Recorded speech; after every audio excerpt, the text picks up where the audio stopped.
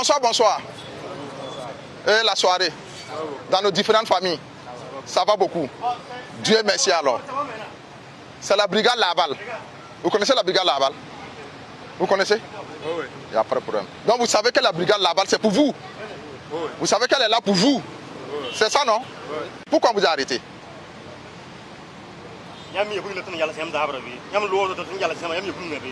Selon vous, c'est pourquoi?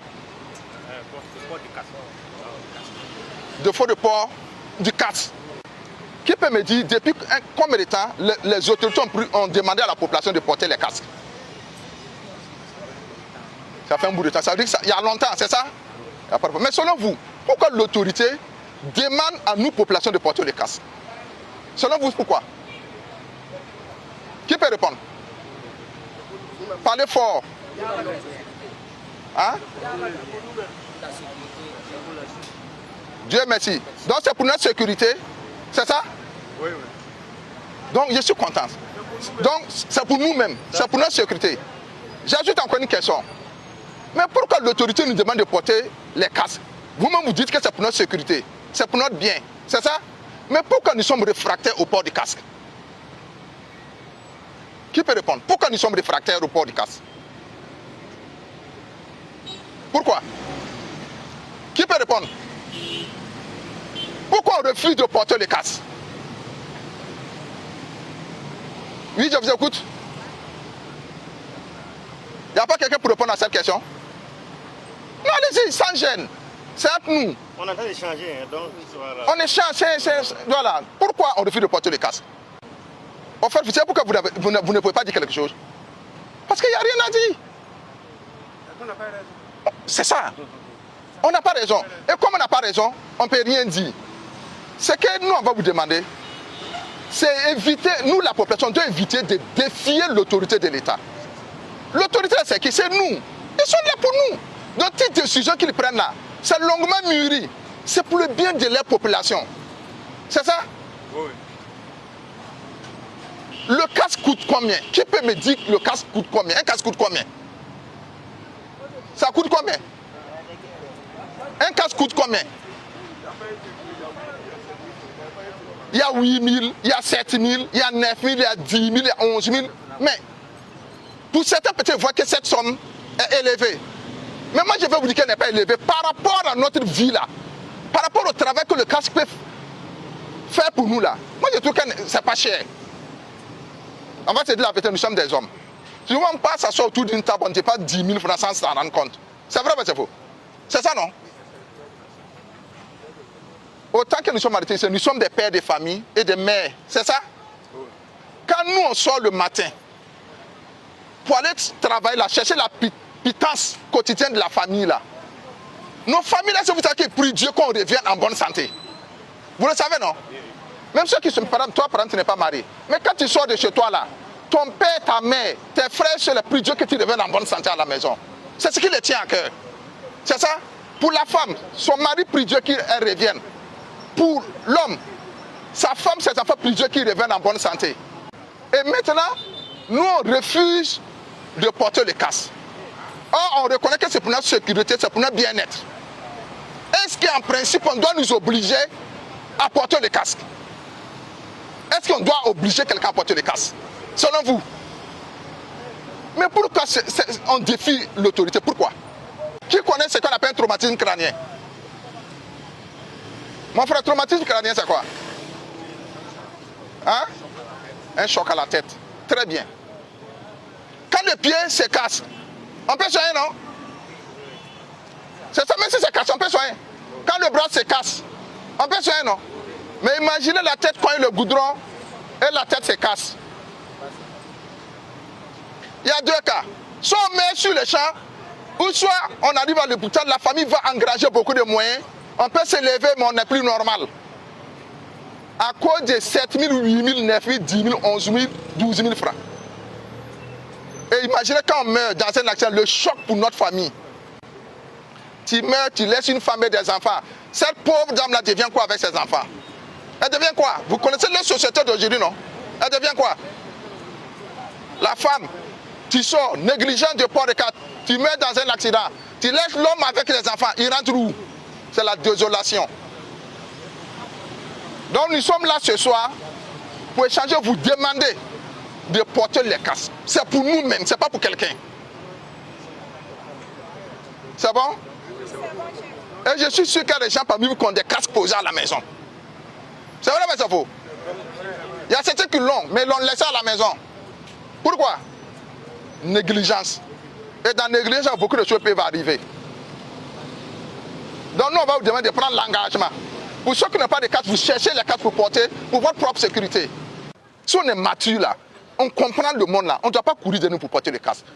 Si on sait que c'est pour nous, pourquoi on doit nous forcer?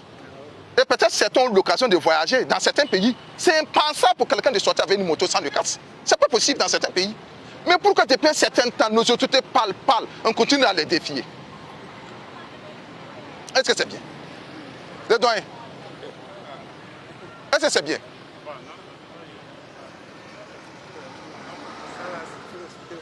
Donc, c'est une sensibilisation. Prochainement, nous allons sévir. Mais ce n'est pas parce qu'on ne vous aime pas quand on va sévir. Hein. C'est pour votre bien qu'on va sévir. Si on vous prend, envoyé au sein de notre base, vous allez travailler. Les poses des pavés, là, vous allez poser des pavés, vous allez travailler. Ça aussi, vous allez rendre service à la nation. Mais dans la douleur que vous allez comprendre que non, on doit porter le casque. Papa, ton a bon ça, il y a un mintième ça, il y a un chaud ton. Toi aussi, ton sida. Voilà ton il y a ça. Ton la comme Zach, pas tout là. Ton maintenant, ça pas une casque, tu ton il est là comme tout une casque. L'exemple commence par nous, les parents. Tanti ou bien? Tanti Chokobe?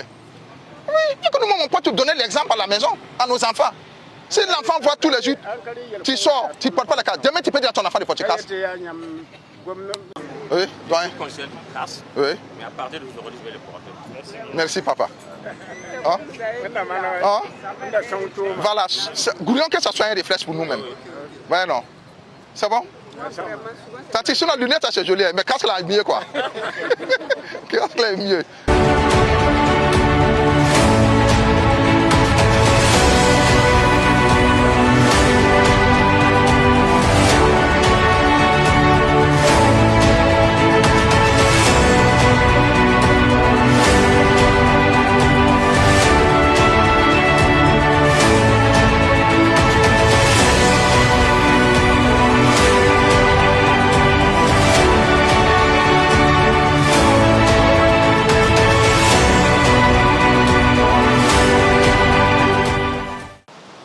Wakat bola ton meng nam bange ti kaska ningra ya ton meng la songada an kanenda na kenda library kya na kenda kitin be suka depuis 1978 to bonne ti décret numéro 1978-105 la loi est pour au gwingame ti fo han wazo motere obrika fo ti ne dandik fo ya tile ti yambi ba fa nin casque donc fo han wazo motere nka nin casque yenda ya begre to do do yok fo nki ti fo yo amande la bre motere la kanyenda la yella ya fo menga hana man accident wa ti fo zuga wi goudron wa a hanka wi goudron wa atwen wi poto wa atwen wi bumle ninga fa ha mbisora noro to no la hanwa ya nyiswa ba asampwa ya wuso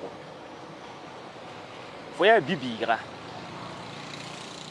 ti fo zakara mkitin zan fo yor fo école ligidi ngit fo yap arzeka balla fo ko han wayiki en kene kanin kaska ntere luyo tom pole ya perte fo hon nan kon zakara mfa perte ya zin suso ya fo hon nan kon zakara mba le men nan le kon nimbuyi da fa gilli zakara nan tipa fo han mikti ya han 20 tipe han kalenda wakat fa accident ramba goudron han we fo zuba ya toro to ble to on tipe ti pour me ha wa base afoati yine sampo wuso en kaleton il faut y normal wa fo handa ya so bay la handa miti fo yora nam pa in la vene il faut am pa accident pour auto ne aya bum na nyak wuso a hana nyak la ziboa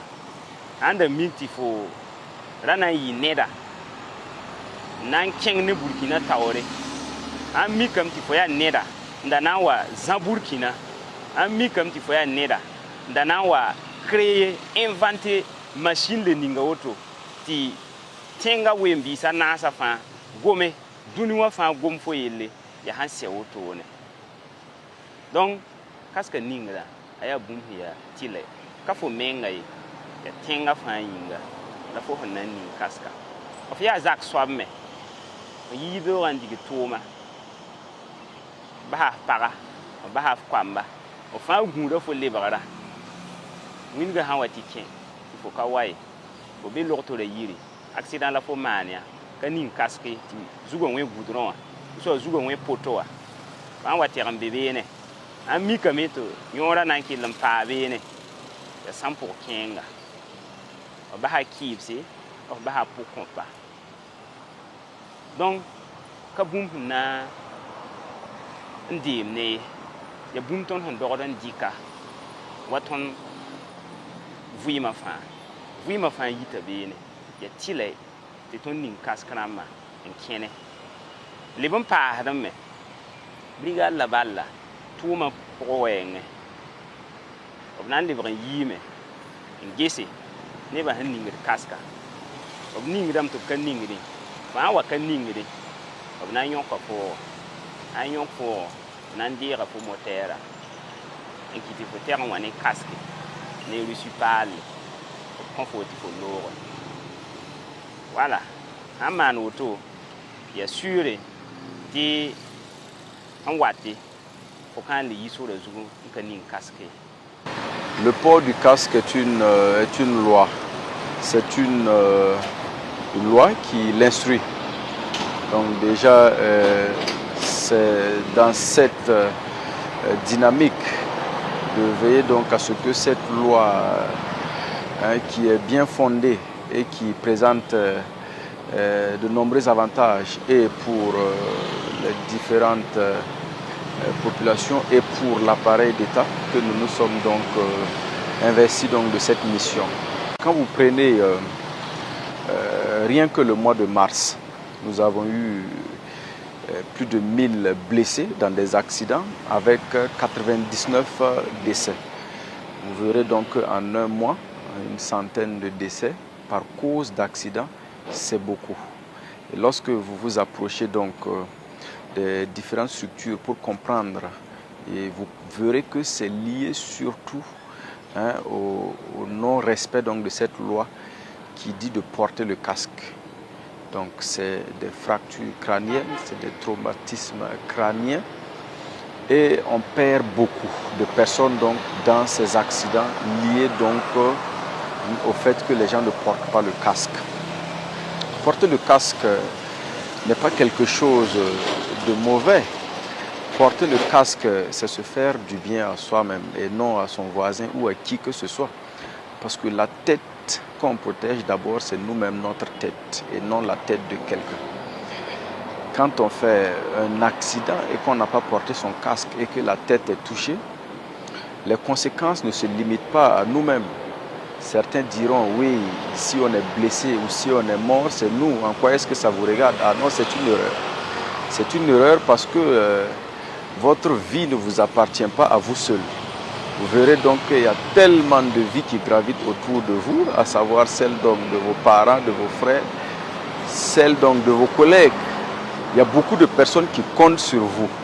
Il y a beaucoup de personnes qui attendent un meilleur rendement de vous. Donc quand vous devenez par exemple inapte ou que vous n'êtes plus capable de remplir donc le rôle que vous jouez présentement, que ce soit en famille ou au service, vous perdez quelqu'un qui a une qualité particulière au service, vous prenez des mois pour former encore quelqu'un d'autre qui puisse mener l'activité aussi bien que ce dernier-là le faisait.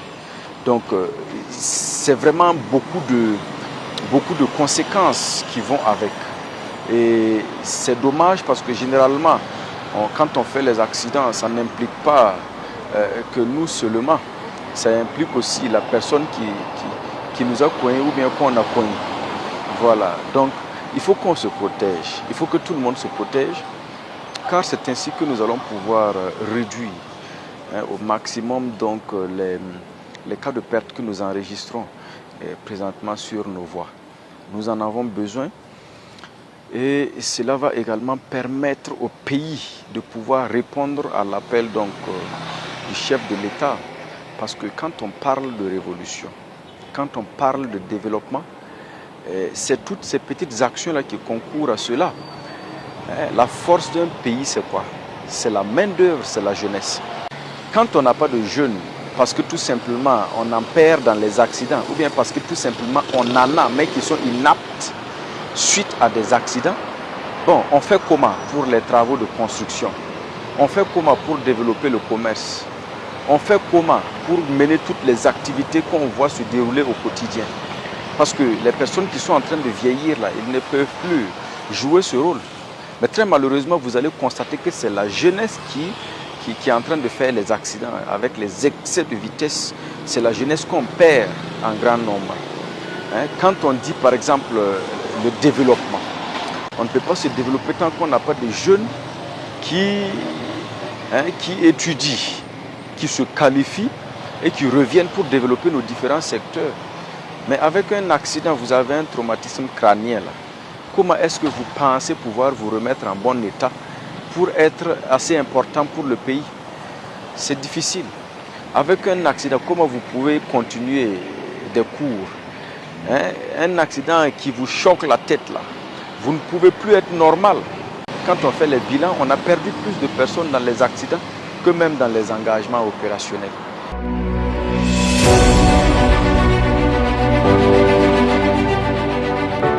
Moi, en tant que neurochirurgien, je m'occupe particulièrement de ceux qui ont des blessures au niveau de la tête. Les conséquences des traumatismes crâniens sur le plan médical, ça peut aller sur le plan immédiatement, on peut avoir une paralysie, on peut avoir ensuite un coma, on peut avoir de l'épilepsie et avec le temps, l'évolution peut aller vers ce qu'on appelle une séquelle. Donc la personne peut rester paralysée à vie.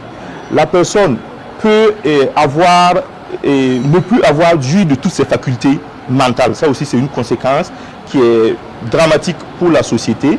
Et enfin sur le plan purement social, dans une famille, quand on a une personne avec de lourdes séquelles, de lésions au niveau du crâne comme ça, c'est vraiment une charge pour la famille et aussi une charge pour la société. Ceux qui vont avoir dès le départ un traumatisme crânien grave, plus de la moitié, même quand ils sont pris en charge correctement, vont mourir. Donc quand on perd des jeunes comme ça, qui sont en majeure partie des élèves, qui sont en majeure partie des stagiaires, qui sont en majeure partie des étudiants, ça fait mal. Peut-être que c'est des docteurs, peut-être que c'est des grands scientifiques, peut-être que c'est des présidents, des ministres, des docteurs. On ne sait pas ce que Dieu avait prévu pour chacun, mais quand on perd des jeunes comme ça impacte le pays naturellement parce que ce qu'il était censé être là, il ne le sera plus. Donc c'est difficile de voir tout ça sans dire un mot. Vous ne manquez pas avoir vu un accident où le casque a été fissuré. Vous ne manquez pas avoir vu un accident où voilà, des gens ont été grièvement blessés, mais sont restés quand même en vie parce qu'ils avaient porté le casque. Vous verrez donc des images qui ont été faites où des gens ont témoigné. Ces gens-là, lui, étaient le casque. Aujourd'hui, ils ne sont pas là. Voilà, ils ne sont pas là et ça ne se discute pas. J'ai eu un accident en 2024 avec un âne en pleine circulation. J'avais porté un équipement complet, comme vous le voyez, avec un bon casque. C'est ça qui m'a sauvé la vie. Cela justifie la gravité de l'impact de l'accident. Vous voyez?